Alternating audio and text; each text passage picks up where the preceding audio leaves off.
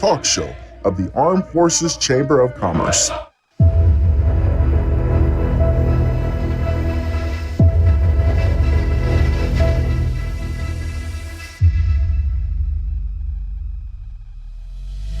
Welcome to A Soldier's Prayer, a veteran's perspective. I'm Chaplain Rocco, your host. Now let's dive right in. Good morning. Good morning. Welcome to another rendition of A Soldier's Prayer, a veteran's perspective. I'm your host, Chaplain Rocco. Really excited about being here this morning. Have special guests in the studio. But before we get into that, I'd like to do as always, let's give a shout out to the people who helped me pay the bills here. Okay, first I'd like to give a special shout out to the Armed Forces Chamber of Commerce. That's CEO and Battalion Commander, Mr. Andre Haynes. This is Nevada's first chamber formed to serve Armed Forces member. You can reach him at 702-518-8847 or armedforceschamber.com. They got some great things going on over there. Got a big trunk or treat that's getting ready to come up. And I'm telling you that the chamber is going to explode going into 2023. So I think now is a time that, if you're a veteran business or just a business owner period who want to support what veterans do, reach out. Armed Forces Chamber of Commerce. All right. Next, have another individual who's very dear to my heart. She helps me quite a bit, and this is Miss Patsy Brown. She's running right now in the campaign for the office of Public Administrator here in Clark County, and I'm telling you, she is doing some great things, and she has some great things planned. That's Patsy Brown for Public Administrator. You can reach her out at votepatsybrown.com. But what I really like that she has something going right now is something called the Legacy Preparation Program. And I did a little research on this, and this is really she's trying to help. She has a program that safeguards your property from government seizure and probate court. And a lot of us sometimes are not about our affairs. But what I love about this, I looked into this. You can go to a regular attorney for this. It'll cost you anywhere from $2,000 to $7,000. Guess what, people? Vets, listen up. She's offering this program for free. So that's Vote Patsy Brown for Public Administrator. You can reach out to www.legacypreppro.com, or you can reach her at patsybrown.com. VotePatsyBrown.com. Next, I'd like to give a shout out to another supporter, Miss Lachelle Buckner, CEO of Vegas Health and Life. For all your Medicare supplement plans, Part D prescription drug plans, vision, and dental plans. She was on the show, about 2 weeks ago. This is the open enrollment period for Medicare. And right now they're extremely busy, but they're not too busy to assist you. And I just like to tell my vets, believe it or not, they have some programs that are geared toward veterans. A lot of us as veterans, I'm a veteran, a lot of us think that the VA is insurance. The VA is not insurance. That's just a benefit that you got from serving. But there are some options if you want to stay receiving help from the Veterans Administration. They have some programs that they can utilize that will help vets with that. Also, I want to give a shout out to the Montford Point Marine Association Incorporated, Chapter 46 here in Las Vegas. I would like to say I'm the chief of staff of that particular organization. I did my time in the Marine Corps, and let me tell you a little bit about what the Montford Point Marine Association is. Montford Point Marine Associations, when the Marine Corps first integrated African Americans into the Marine Corps back in 40, President Roosevelt did that. Let's just set the scenario here. Imagine they were the last branch of the military. United States Marine Corps was the last branch of the military to integrate. President Roosevelt, with the encouragement of his wife, we know how his wife was about that type of thing, she encouraged him to start letting African Americans be a part of the United States Marine Corps. And with that being said, he had to figure out how he could keep the Dixiecrats cool with what was going on. So he said, okay, I tell you what, we'll allow blacks to join the Marine Corps, but they'll train separately. Okay, now watch this. Those gentlemen, those first to integrate the Marine Corps, not only did they have to train separately, they had to build the facility that they trained at while training. They got this swamp piece of land down in South Carolina, alligators, pythons, whatever. They had to build through that and still train. Now, being this was the first time that they allowed African Americans to integrate the Marine Corps, of course, you know, the training was real tough. But after a while, they exchanged the white drill instructors for black drill instructors who had to come in and be even twice as hard. Hey, they're looking for us to fail. We've got to do this. Can you imagine? These young men, some of them were like 14 years old, telling the government they were 17 or 18 trying to get in, and this was during the Great Depression. These guys went on to become military war heroes. They served in World War II. Some went on to serve in Vietnam, Korean War. Matter of fact, we have some alive today. I believe, if I remember correctly, there was 20,000 initially, right? Now there's less than 200 of them left alive.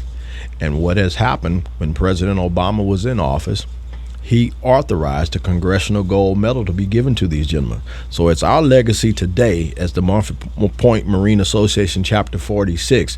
Our job is to go out and find them and their dependents and give them what they're justly due. I consider it a great honor. This is on the same level as the Tuskegee Airmen, the Buffalo Soldiers, and I was a Marine. I'm still a Marine, always a Marine for life, Semper Fi. This is very dear to my heart, and this is something I really love doing. All right, now that we got that part out of the way, today is a very special day for me. I have a very special guest in here. I'm going to introduce him the way I want to introduce him. He's a humanitarian. He's a philanthropist. He's an accomplished author. Now, there's probably a lot more, but I tell you one thing I do know. He's an advocate of out here of helping our poor and our needy. He works with the organization Gentle Consultant Agency, where they go out and assist those people who are in need physically, medically. They do, man, I've seen these guys live going out, taking food resources, taking medication and delivering, transporting people, helping clean them up, and doing the things that a lot of us don't want to do. And sometimes we forget about our elderly as well as some of our disabled who are a lot young who just can't do for themselves. This is what they do. But however, today I got him here on another scenario. This brother's name is Stanley Bernard Harris III. Him and his wife, Marianne, have written together a book called Joys and Absence of a Mother. Now, he gave me this book, autographed, signed copy. I'll hold it up for the camera so they can see too on the camera. He gave me this book. I got about halfway through it. And man, I'm telling you, it's a tearjerker in a sense because it makes you think. And when he met me, he asked me 3 questions in reference to it. Now, my mother has gone on to the ancestral realm, but what I will say, he makes me think. And what I love about this book, if your mother's gone on, if your mother's here, okay, there are ways and things that I'm going to let this gentleman tell you that all I can say is when he gets through telling you about it, and if you read this book and you get this book, it's going to make you your plight of how you relate with your parents in general. Absolutely. Totally different. But we know that mother is our first love, especially us men. We know that. So with that being said, Mr. Harris, yes, welcome. Sir. Thank you so much for having me. I definitely am thrilled for being here on such a dynamite, awesome, and amazing day. So tell me something a little bit about yourself first. Well, I just turned 56, October the 17th. Man, listen, I was told when I was 21 I wouldn't live to be 30, and now here I am, some scores later, 56. 56. All right, happy belated birthday. And I can guarantee I can kind of relate to what you said without you ever saying it. Trust me. So Where are you from? Give me a little bit of background about yourself. I am from Los Angeles, California. Oh, LA. Born and raised, and my story is interesting. Back in 1966, polio was prevalent, and I was injected with a shot that they was vaccinating all the children. I was one of the children that was vaccinated in 1966, and it caused paralysis. Oh, wow. So instantaneously, I was paralyzed right there on the hospital bed from an injection, and it damaged my sciatic nerve instantaneously. Now that's why I know why the limp then. Yes, sir. Yes, You're sir. getting around well, but as a kid, this happened to you. As a kid, I was first born October 17th, and I didn't learn how to walk until I was 14 years old after 8 operations. Are you serious? And after the 8th operation, then I went through 9 months of therapy at age 13. And when I got better, I started walking with a walker, and I was pulling myself. I would push the walker forward, and then I would bring both of my legs beneath me. And as time progressed, I began to take one step after the next, one step after the next, and then I started walking. Well, man, that's a miracle, because I see you now hauling boxes and doing things, and I didn't even know this part about you. Right. That's amazing, man. I thank the Most High dearly for doing that, because you're a man with a big heart. You're a man with a big heart, and I see it every day. This brother, when he texts me, it's like, "Good morning, illustrious brother," this, that, and the other. I'm like, this brother stays motivated. But now I see where the motivation comes from. Yes, sir. And let's do this. Tell me about Joys, an absence of a mother. What inspired you? And give us a little detail about it. You know what? I'm glad that you give me an opportunity to express what inspired me to write such a book. And as the audience that may be listening, they too may be able to attest to people that are in their lives that they love. See, on the cover of this book is my stepmother. She was Filipino and black. And I don't call her my stepmother. I call her my mom. I call her my right hand. I call her my everything. And when she passed away, it took a part of me away from me. So I stopped living. I stopped being enthusiastic. I stopped actually wanting to excel in life, because the best thing that ever happened to me was taken away from me. Even though she wasn't my biological, but she raised me. Right. She made me who I am today. So one morning, 1:05 a.m., I'll never forget it, the Holy Spirit said to me, "Write the book, What Would You Do If Your Mother Died Today?" That was the original title. And I said, "Man, God, that's a strong title." So I'm going back and forth dialoguing with the man who created me, who breathed breath in my nostrils on a daily basis to allow me to have life. And I said, well, I told my wife about it, and I said, "Baby, God just told me to write the book, What Would You Do If Your Mom Died Today?" And my wife said, well, baby, just pray about it and see what God tells you.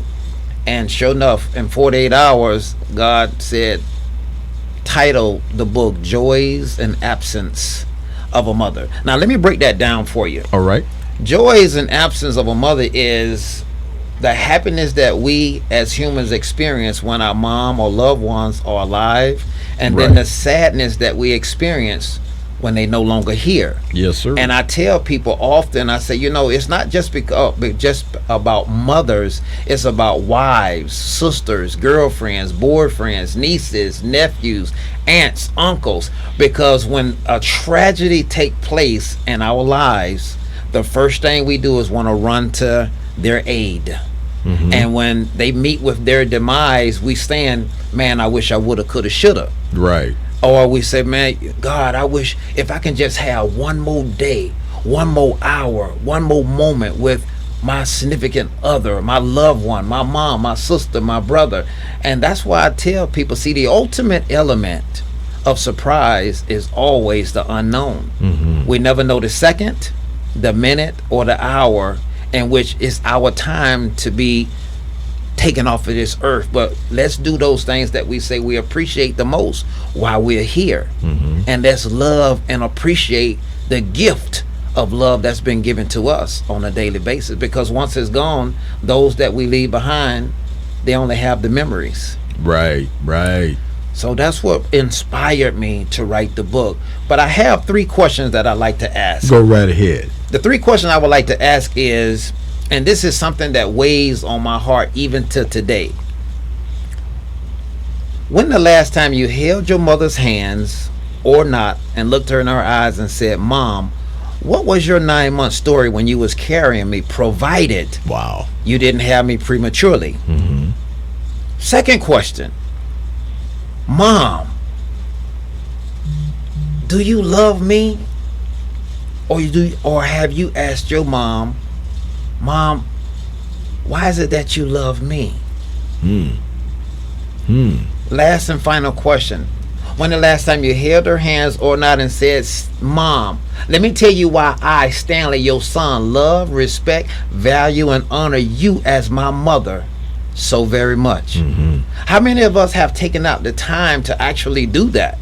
See, it's over 7 billion of us in the world. And I know for a fact, millions of us have not done that. Yes. And we wait until that tragedy happens, and now we're saying, "Man, I wish I woulda, coulda, shoulda." We crying.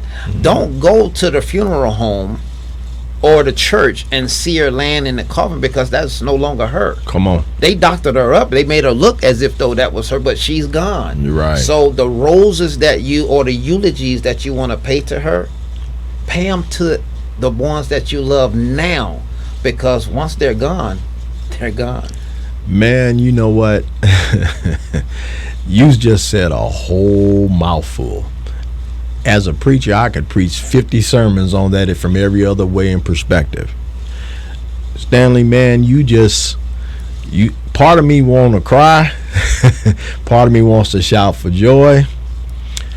I understand. I lost my mom 5 years ago. I was a mama's boy. No, when I was a mama's boy.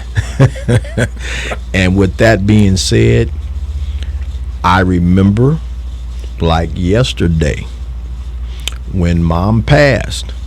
I had just visited her. I hadn't seen her in a while, but I went down back home to Houston to visit her. And she passed a week after I left. And I went for the first year through that scenario which you're speaking. What would I have done different if I had one more time? And you said something key when you said, "Mom, what was your emotion and mindset was while you were carrying me?" I wish I would have asked questions like that. Yes. You know, we'd never do that. We love Mom. Hey, we'll kill for Mom. But you know what I will say? We never asked Mom, how was your mental when you were carrying me? Mom, how did you feel about having me? Absolutely. And Mom, let me ask you a question. As your son, how much have I showed you I appreciate you in your mindset? Have I really appreciated you like you wanted to be appreciated? I get it. Absolutely. Tell me something else, man. I know you got something else in you. Go ahead. You know what? I'm glad that you asked me this, because the thing of it is, I want people to understand this and allow this to resonate in your spirit. Come on. We have loved ones that we wake up with early in the mornings. We have attitudes with. We get into a verbal altercation, and rather than us resolving that, we'll walk or work the whole day and avoid the phone calls. You know, even if you're in the house, you won't look at her or she won't look at you. And the thing of it is what if, let me use this if possibility. What if you go outside, you go to the gym, she get in her car and she go shopping or wherever it is that she want to go, and both of you all are angry about a little small situation that took place between the both of you, and something happened to him or her.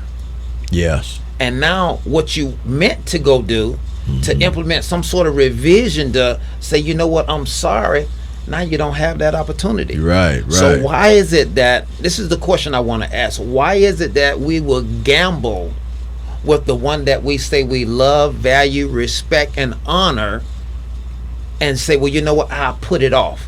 I'll get with her tomorrow or later on. Because a lot of us, we hoard pride. Yes. Pride is a killer all by itself. And the thing of it is how do we overcome pride? Some does, some don't. But what I say is humble yourself.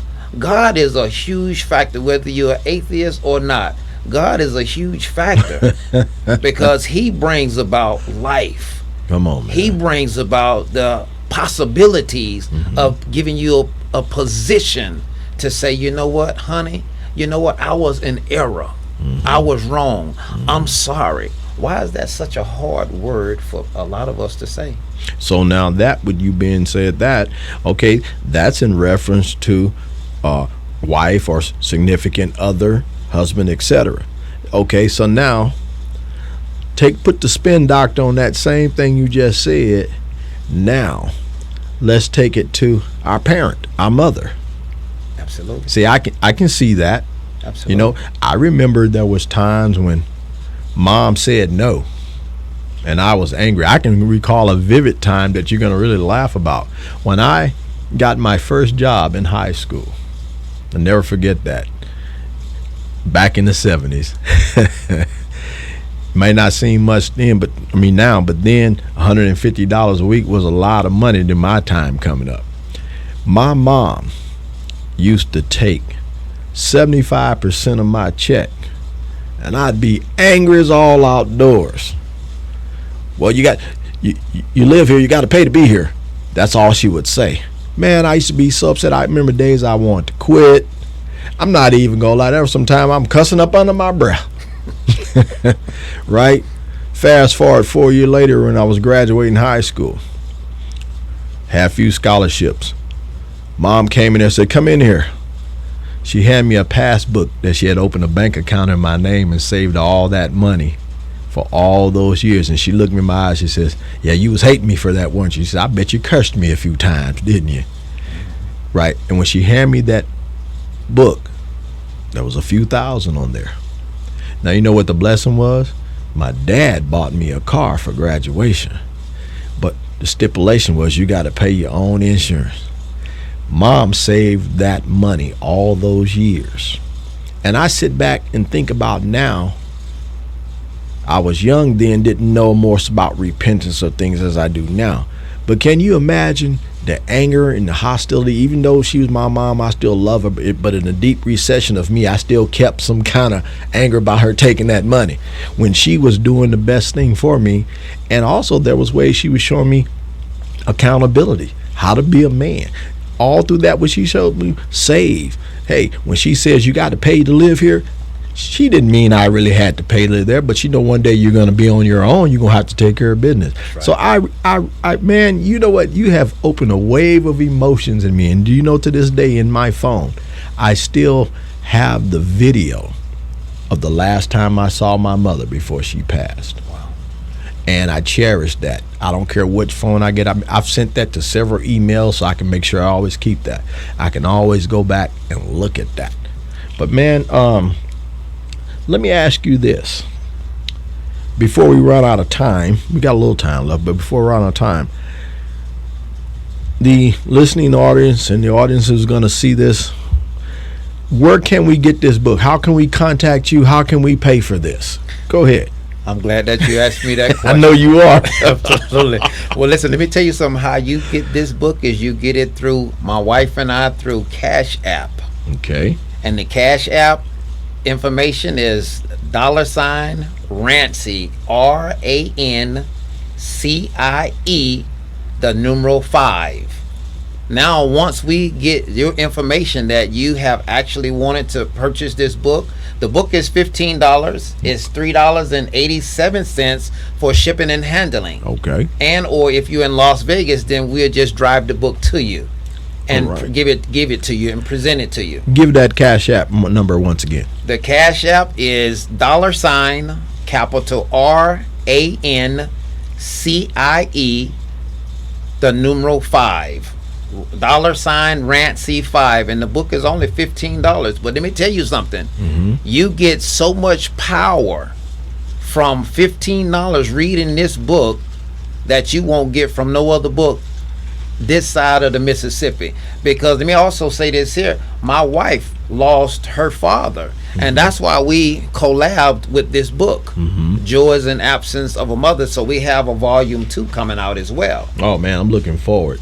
Stanley, you know what, man? We got about 2 minutes left, but I want to thank you for putting this book in my life. I remember the day you gave me a copy in Spanish and you gave me a copy in English, and you autographed both copies. I've read this book. Man, this book is exciting. Like I said, part of me, I dig in and want to keep reading, and part of me starts crying while I'm reading, because the waves of emotion that come back for the if I coulda, woulda, shoulda things that you talk about. But you know what? Not only mom, I only have a sibling, my sister. Okay? She and I right now are kind of at odds. But you know what? You're going to make me do something later on today. Praise Because God. like you say, you never know when that time comes. Wives, ex-wives, mother of your children, That's right. regardless of there not be that relationship anymore, but we did have those kids together. That's right. That was a part of my life. A lot of men, I say, have you made amends to them for certain things? Everything wasn't just their fault. That's right. Absolutely. Okay, and have you went to your daughters, fathers? Absolutely. I always said that fathers should be the first teachers of their daughters about the game of life, especially when it comes to men. That's right. Your daughter should pick men based upon the example that she saw of you. Absolutely. Okay, now those men might not could ever be you, but she should have an idea. So we got about 30 seconds left. Man, I want to thank you for coming in. I want you definitely to come back. Absolutely. Bring the wife next time when she's in town. Absolutely. And let's keep this thing pushing. We're going to keep campaigning. You'll need to get this book, Joys and Absence of a Mother, written by author Stanley Bernard Harris and co-written by his wife, Mary Ann Santos Harris. 5 seconds left. Hey, see you next week. This is Chaplain Rocco signing out. Peace.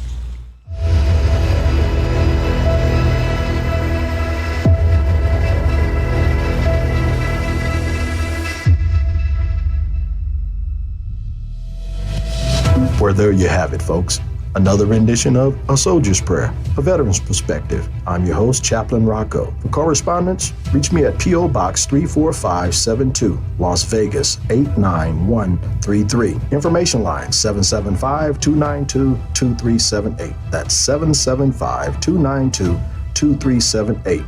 Or you prefer to email me, veteransviewservices@gmail.com. That's veteransviewservices@gmail.com. See you. With SRN News, I'm Jason Walker. Former Trump White House advisor Steve Bannon sentenced to 4 months in jail for defying a subpoena from the House probe of the January 6th Capitol riot. House had held Bannon in contempt of Congress for refusing to comply with a select committee subpoena for documents and testimony. Bold talk from the Kremlin. Fighting around Ukraine's nuclear power installations and Russia's threats to use nuclear weapons have reawakened nuclear fears in Europe. This is especially felt in countries like Poland and Romania, which border Ukraine and would be particularly vulnerable in case of a radiological disaster.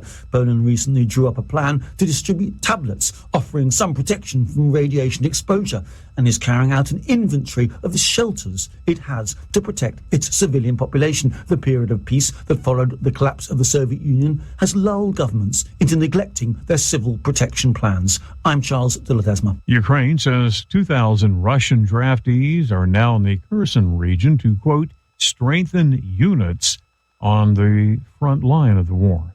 Also at srnnews.com, a strike could still loom for America's freight railroads. Here's Keith Peters. The major freight railroads appear unwilling to give track maintenance workers much more than they received in the initial contract that they rejected last week, increasing the chances of a strike. The railroads rejected the Brotherhood of Maintenance of Way Employees Division Union's request to add paid sick time on top of the 24% raises and $5,000 in bonuses they received in the first 5-year deal.